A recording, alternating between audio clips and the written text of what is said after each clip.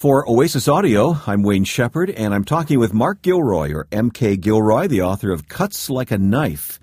Mark, thanks for setting aside some time to talk with me today. Thanks, Wayne. Great to be with you. Now, I'm really tempted to talk about Cuts Like a Knife, but since many who are listening have already read it and know how good it is, or they have yet to read it, and we'd spoil it for them, just give me a little background, the story of you writing this mystery novel. Well, I have been in publishing for 30 years, primarily done inspirational books that are for motivation. They might be for devotion. But all this time, since a very early age, I have been a huge lover of character-driven mysteries. I started off when I was a little kid, and nothing better than a sick day and reading a Hardy Boys book. So well, I was going to ask you for your favorites, but it all started with the Hardy Boys, huh? Oh, absolutely. Then I'll tell you something humorous on that got me into the spy novels, but once again, the character-driven.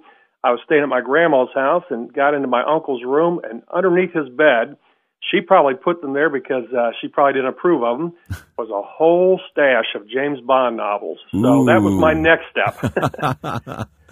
Okay, and what did you graduate to after that?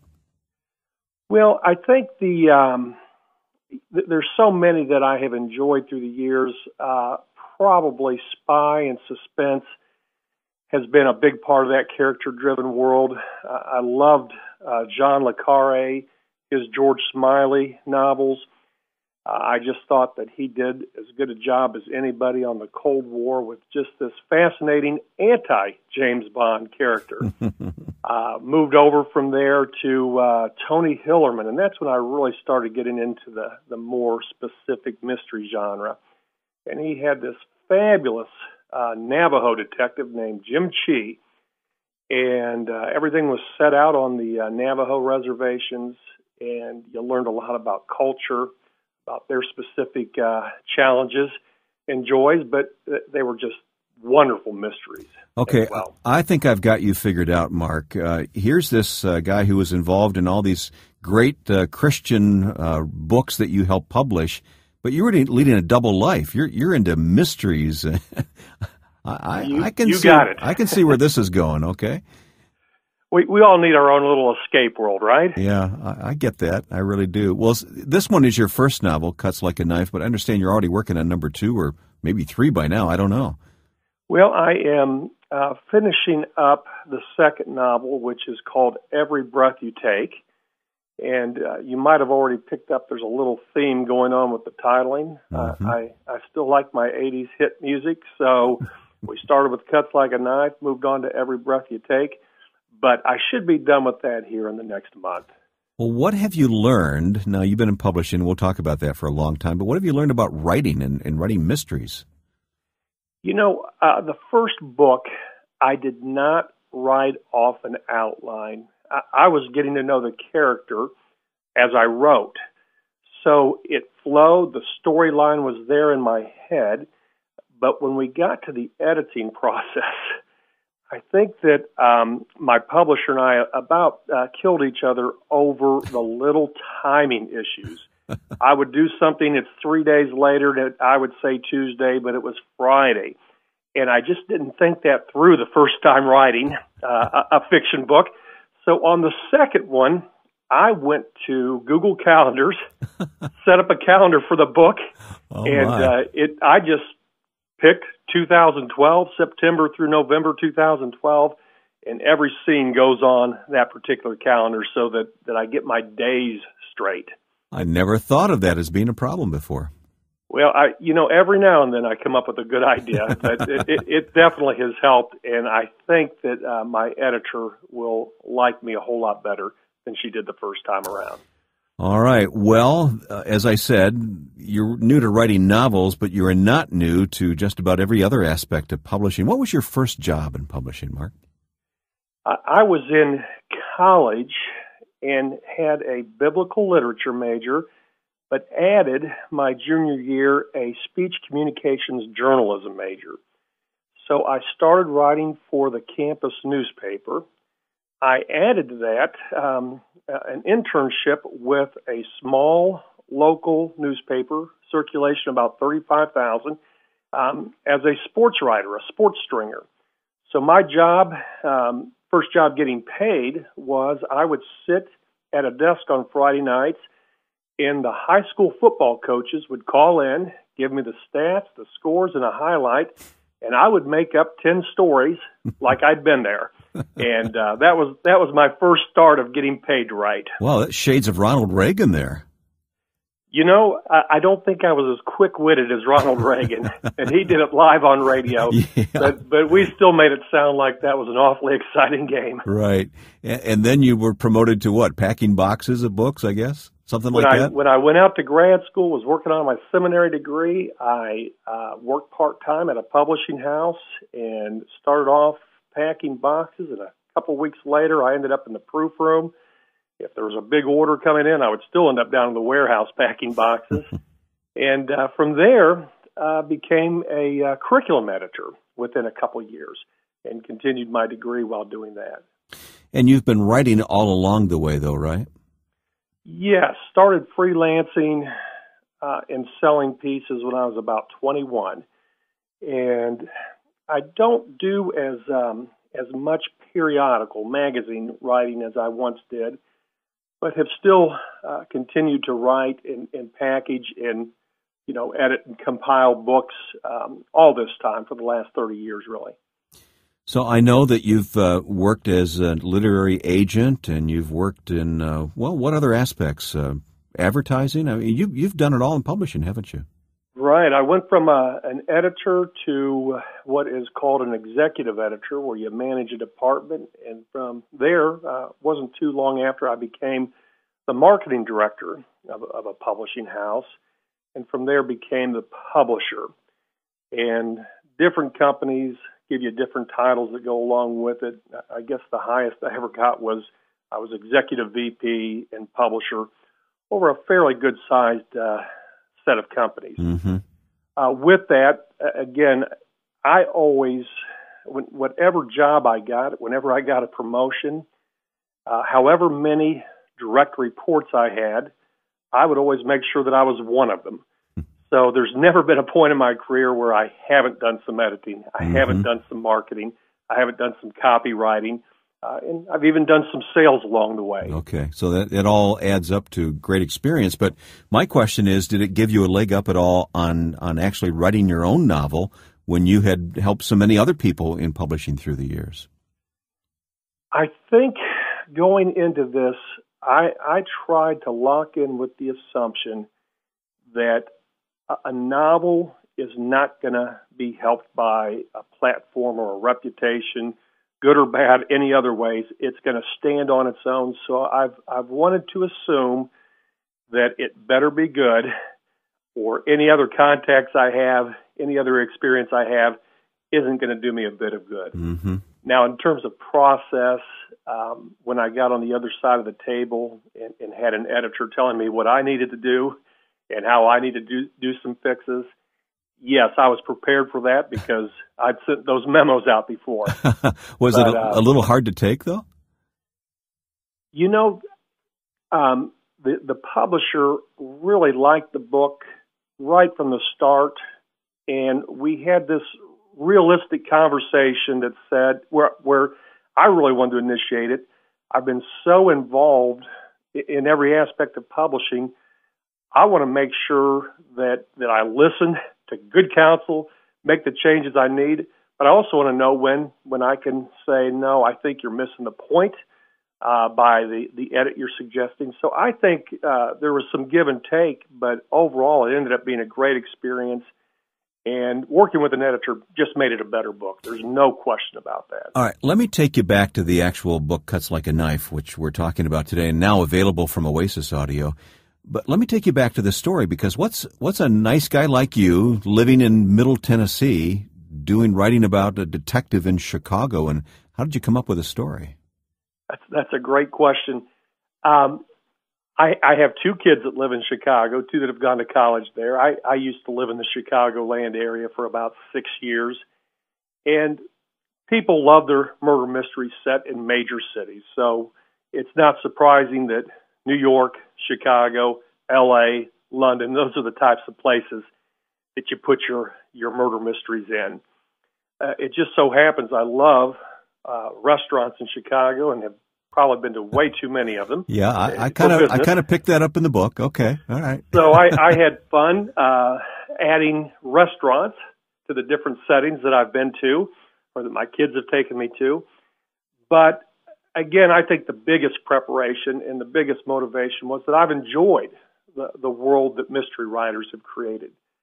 So when Martha Grimes creates this wonderful character, Chief Inspector Richard Drury of the Scotland Yard, and shows this highly thoughtful, reflective process, and I learned something from it. I like it. It's very entertaining. Those are the kinds of experiences in reading that have said, I want to do something like that. But you got to get out on the street, don't you? I mean, to write a story like this? Yes, I did. Obviously, I had my trusty Chicago map, and I'm there 2-3 times a year, and did some reconnaissance that way.